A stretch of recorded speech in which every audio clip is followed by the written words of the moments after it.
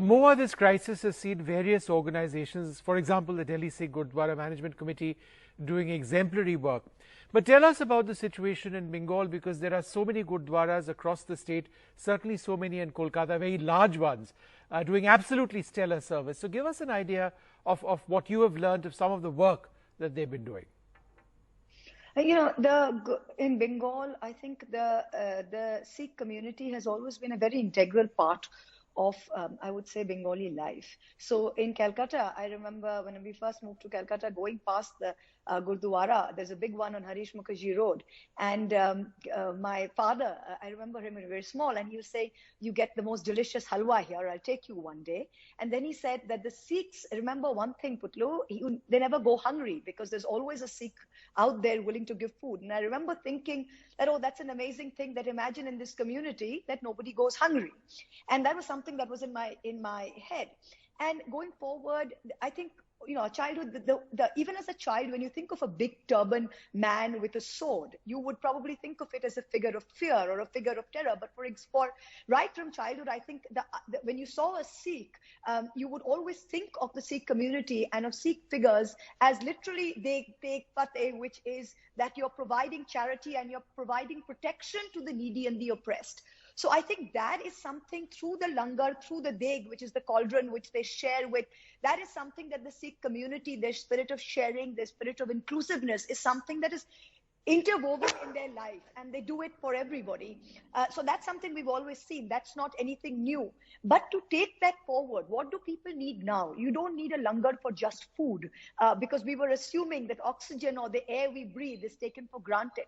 And today, this pandemic and this crisis has shown us that that's not taken for granted, that people can't get oxygen. So to actually think outside the box and to think of, you can just go in and get a helping of halwa or get a helping of food. And here you have that you can actually get a helping of life, that you can actually go and get air, is absolutely unbelievable. And I'll give you a small example.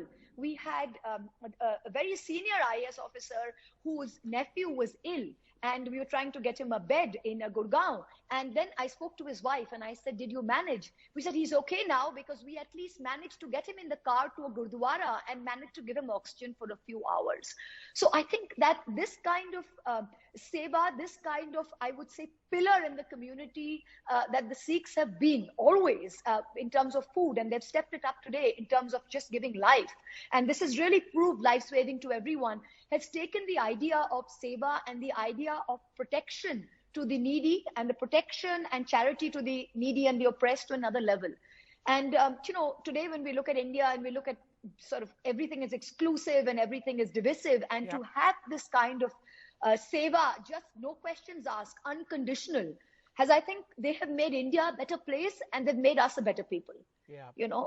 Really complete, total gratitude and awe to the entire community, because as I was listening to Dr. Trehan and listening to Mr. Nair as well, I think in terms of normal people, in terms of when they are, in terms of emergency, think of themselves. So you keep thinking, let me hoard an oxygen cylinder at home.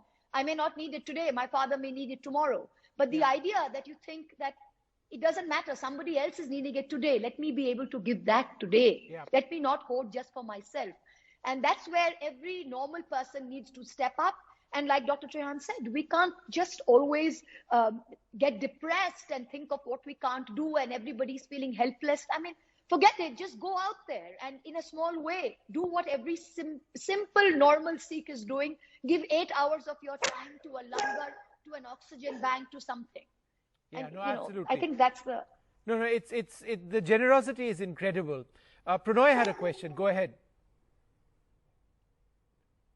Moa Moitra, we've watched your speeches in Parliament. We've read you on Twitter, and you've had a major impact in this crisis.